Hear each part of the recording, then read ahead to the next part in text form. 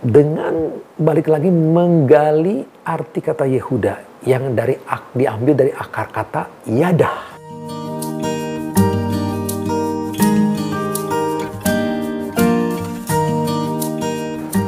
Shalom, apa kabar teman-teman? Sudah lama kita tidak berjumpa. Saya sudah lama tidak membuat YouTube, memang sudah hampir sekitar 6 bulan tidak terasa ya. Kali ini saya akan kembali hadir, tapi mungkin tidak menggali secara mendetail seperti dalam playlist Bible Study. Sudah 53 episode kita lalui, tapi kali ini mungkin sifatnya lebih ringan, semacam seperti renungan. Dan pada kesempatan kali ini, saya akan membawakan tema mengenai kesulitan ya. Apa yang harus pertama kali kita lakukan ketika kita menghadapi kesulitan, musibah, bahkan yang nampak mustahil sekalipun. Dan kita akan belajar dari kitab Hakim-Hakim. Teman-teman semua, suatu hal yang pasti di dalam hidup ini bahwa kita tidak akan bebas dari masalah. Masalah itu banyak seperti perang misalnya. Dan sampai hari ini kita tahu semua perang Ukraina dan Rusia masih berlangsung. Ada juga masalah bencana alam, pengangguran, kecelakaan tragis, sakit penyakit, dan juga musibah keluarga. Apapun itu. Masalah adalah fakta di dalam kehidupan kita.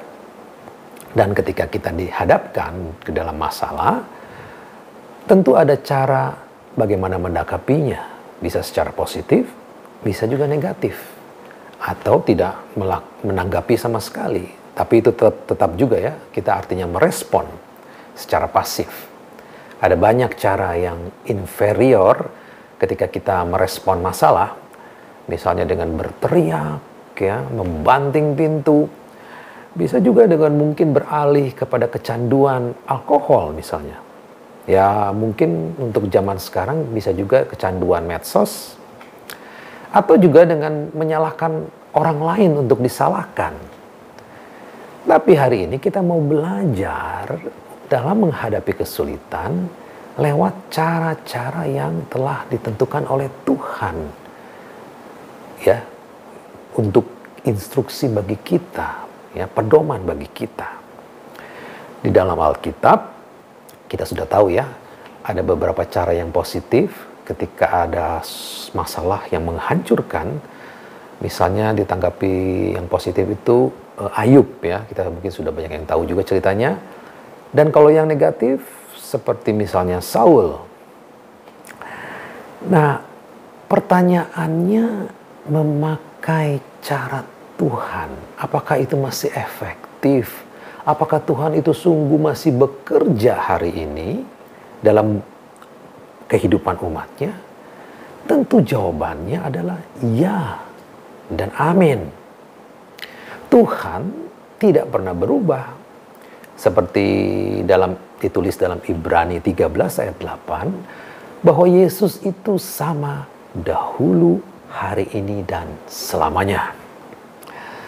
Percayalah bahwa Tuhan tahu situasi kita, Anda dan saya, dan Ia ingin melewatinya bersama kita.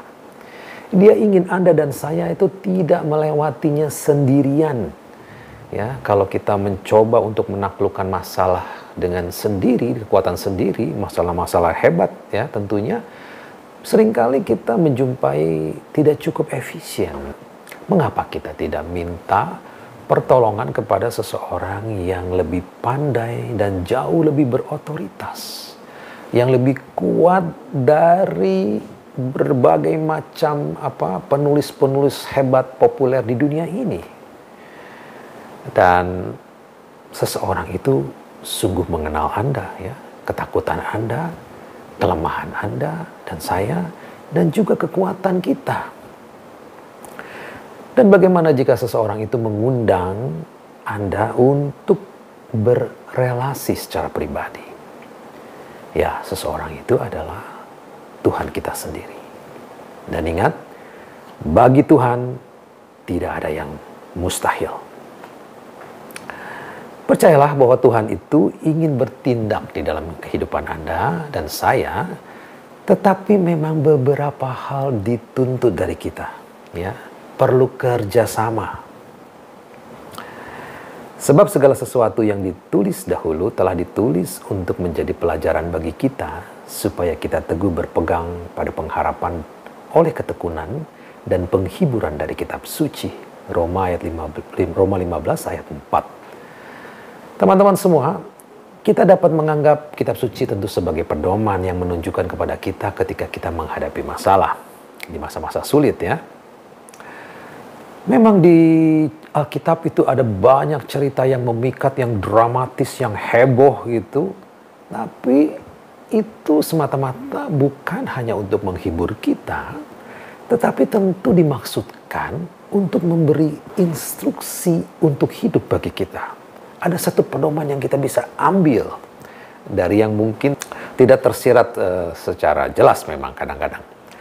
Nah, di dalam perjanjian lama kita sudah pernah belajar kan, siklus diasingkan sampai kemudian pulang kembali. Ini berulang-ulang terjadi baik secara individu maupun bangsa Israel secara keseluruhan ketika mereka menghadapi musuh-musuh mereka. Dan selalu ya pilihannya itu adalah mau jalan sendiri atau berpaling kepada Tuhan untuk pembebasan. Teman-teman, kalau Anda memang hari ini seringkali merasa membuat kekacauan di dalam hidup, yang kita bisa pelajari dari Israel adalah bahwa Israel juga begitu mengacau, ya.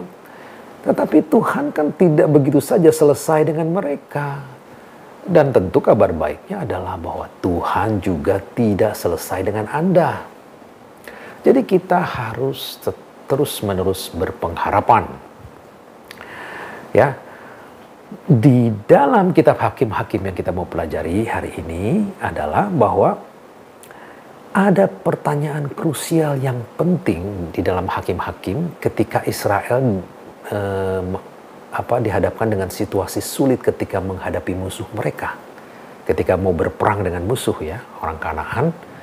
Itu kita temuin di Hakim-Hakim 1 ayat 1 dan Hakim-Hakim 20 ayat 18. Pertanyaannya sama. Siapa yang harus maju berperang lebih dahulu di antara kedua belas suku, ya? Jadi itu artinya juga kita nanti kalau kita ada kesulitan, apa yang harus maju lebih dulu? Ya, kalau kita mungkin berteriak tadi sudah meninggi, suara meninggi, ya, tadi sudah dibahas. Nah, ini pola-pola seperti ini kan mungkin lahir dari kebiasaan kita, mungkin dari lingkungan sekitar atau juga bisa sangat mungkin dari orang tua kita belajar. Nah, kita mau belajar dari kitab Hakim-Hakim. Ketika masalah terjadi, apa yang lebih dulu harus muncul? Ketika Israel bertanya, dan apa jawaban Tuhan? Yehuda akan maju lebih dahulu. Ya, dari 12 suku itu Yehuda yang maju lebih dulu. Memang kita bisa menafsirkan, oh Yehuda itu tentu karena dia adalah suku dari asal Yesus. Kita bisa berpendapat seperti itu, tapi kita bisa menemukan jawaban yang lain ketika kita menggali arti kata dari Yehuda sendiri. Ya, mungkin sudah banyak yang tahu juga, arti kata Yehuda di dalam bahasa Ibrani itu apa? Memuji Tuhan. Ya, jadi ketika Israel bertanya apa yang harus lebih dulu maju, Yehuda harus maju dulu. Pujian harus maju lebih dahulu. Secara fisik, Yehuda memang berperang. Tetapi secara metaforis, yang kita bisa pelajari ketika kita menghadapi masalah apapun itu, kita harus mengangkat pujian dulu bagi Tuhan. Itu yang harus kita lakukan. Bagaimana caranya? Ada beberapa mungkin kita bahas secara singkat dalam kesempatan ini, ya. Antara lain bentuk konkret memuji itu adalah mendaraskan mazmur. Ya, kita harus mempunyai kebiasaan untuk mendaraskan mazmur setiap hari. Karena gereja dalam bacaan harian kan selalu ada mazmur. Dan mazmur yang dipilih biasanya mazmur tentang pujian dan syukur. Ya, jadi gereja juga secara tidak langsung memang sudah meminta kita untuk punya kebiasaan setiap hari untuk memuji Tuhan lewat mazmur. Kita juga bisa pilih, ya, ada mazmur-mazmur yang mungkin cocok untuk Anda, situasi Anda, ya. Nah, apalagi yang bisa digali dengan cara apa? Dengan balik lagi menggali arti kata Yehuda yang diambil dari akar kata yadah. Ya, yadah itu artinya adalah melempar atau membuang. Dan dalam tata bahasa tertentu bisa mempunyai arti tambahan memperpanjang tangan atau mengangkat tangan. Jadi ada ekspresi di dalam pujian, bukan saja dengan mulut dan kata-kata, tapi juga dengan melibatkan tubuh. Dan kali ini dengan mengangkat tangan memuji Dia. Nah, ini tentu tidak asing bagi teman-teman di karismatik, ya, memuji Dia dengan mengangkat tangan. Ku mau memujimu, ku mau pujimu, ku mau menyembahmu, ku mau sembahmu, Kau yang layak terima semua pujian, kemuliaan hanya bagi Tuhan. Nah, jadi melibatkan tubuh bukan saja mengangkat, ya, ada cara lain, misalnya seperti berlutut atau membaringkan tubuh dan sebagainya. Nah, apakah sesederhana itu? Tentu tidak, ya. Sama ilustrasinya, kalau kita mau memuji seseorang di dunia ini, kita tentu harus mengenal dia, bukan? Misalnya kita berpapasan dengan orang itu, wah, kita panggil dia, misalnya presiden, ya, kita tahu presiden, oh presiden, presiden. Anda kemudian berloncat-loncat, berteriak, mungkin setelah dekat Anda bisa minta tanda tangan, ya, berfoto, bertepuk tangan dan sebagainya. Itu ekspresi. Jadi Anda kenal, karena Anda kenal. Jadi ketika Anda mau memuji Tuhan, ya sebetulnya sebaiknya tentu harus Anda kenal dulu. Nah itu, ya, kalau mau mengenal Dia, balik lagi, ya, kita juga harus tetap belajar dari mana? Dari kitab suci antara lain, ya. Jadi kita harus mengenal dulu. Nah, apalagi kita eksplor lagi kata yadah tadi. Karena kata yadah juga ternyata bisa berarti mengakui. Dan di dalam konteks doa itu memiliki makna pengakuan, mengakui dosa kepada Tuhan, ya. Ini membawa dimensi baru di dalam memuji dan menyembah. Jadi jangan biarkan ketika Anda menyembah dosa itu membebani kita. Kita tidak akan berhasil di dalam pertempuran jika belum apa-apa kita sudah dilumpuhkan oleh dosa kita sendiri. Dia memiliki efek yang negatif sekali, ya deh. Nah, jadi pengakuan dan pujian itu berjalan beriringan. Dan teman-teman, ya, yang penting ini juga, ya, ketika kita mengakui dosa kita, kita sebetulnya masuk dalam apa? Kerendahan hati. Dan kerendahan hati ini adalah suatu penilaian yang tepat tentang menilai siapa kita itu ketika kita berhubungan dengan orang lain yang sesama, apalagi dengan Tuhan. Di mana kita mau meninggikan Tuhan kalau kita tidak punya kerendahan hati. Teman-teman, mengakui dosa itu akan menghilangkan pijakan musuh untuk menembus hidup kita. Ya, mengakui dosa itu akan mengingatkan kita bahwa kita sungguh-sungguh berada di dalam karya penyelamatan Tuhan di dalam setiap kehidupan kita. Ya, jadi seperti itu, ya. Apa yang pertama kali harus kita lakukan ketika kita menghadapi masalah? Yehuda harus maju lebih dulu. Pujian harus maju lebih dahulu.